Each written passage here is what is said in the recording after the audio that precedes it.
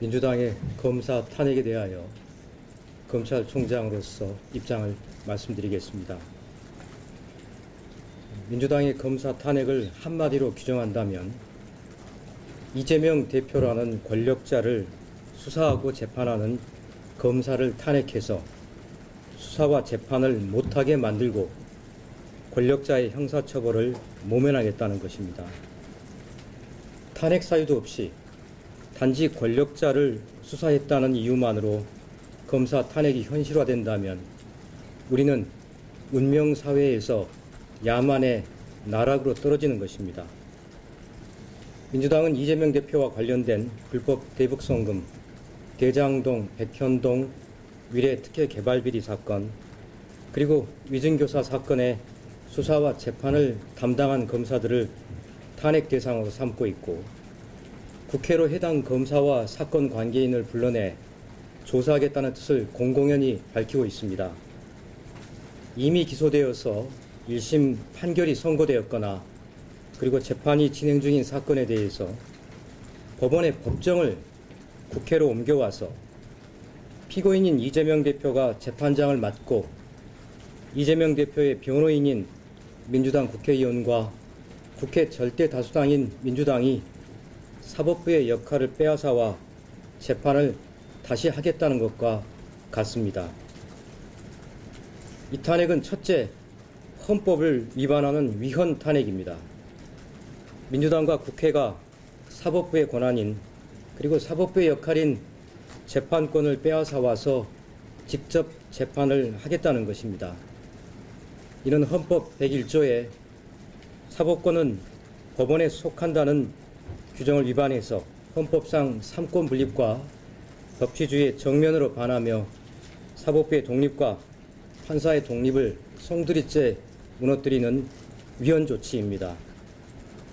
둘째, 법률을 위반한 위법 탄핵입니다. 국정감사 및 조사법 제8조는 제목의 검사 또는 감사 또는 조사의 한계라고 해서 국회의 감사나 조사는 재판과 수사에 관여할 목적으로 행사되어서는 아니 된다라고 규정하고 있습니다. 이는 국회의 권한에 대한 본질적인 한계를 규정하고 삼권 분립과 법치주의를 명확히 하고 있는 것입니다. 민주당의 탄핵 추진은 이처럼 헌법과 법률을 위반한 위법 탄핵입니다. 셋째, 사법방해 탄핵입니다. 헌법재판소의 탄핵 심판 이전에 절대다수당인 민주당의 탄핵소추 의결만으로도 검사들은 직무가 정지되고 이재명 대표의 수사와 재판에서 배제되는 결과가 발생합니다. 더구나 민주당은 법원과 판사를 향해서도 재판부를 인정할 수 없다, 판사도 선출해야 한다, 검찰과 법원이 악의 고리로 연결되어 있다, 재판부를 퇴출할 수 있는 방안을 찾아야 한다 라고 하면서 검사를 겁박하고 법원과 판사에게 외압을 가하여 공정한 수사와 재판이라는 형사사법 시스템의 근간을 무너뜨리는 시도를 계속하고 있습니다. 넷째, 이는 보복 탄핵입니다. 이재명 대표를 수사한 검사를 타겟으로 삼아서 좌표를 찍고 그 검사를 공격하며 직무를 정지시키고 국회로 불러내서 명예를 깎아내리고 탄핵 소송의 대상이 되게 해서 권력자에 대한 수사 의지를 꺾고 손을 떼게 하려는 것입니다. 다른 검사들에게도 본보기를 보여서 위축시키려는 보복 조치입니다. 다섯째, 이재명 대표의 방탄을 위한 방탄 탄핵입니다. 우리 국민은 민주당의 탄핵 조치, 탄핵 시도가 법정 안에서 유무죄가 가려지는 사법 시스템을 무시하고 법정 밖으로 사건을 끌어내서 이재명 대표의 형사처벌을 모면하려는 것임을 잘 알고 있습니다.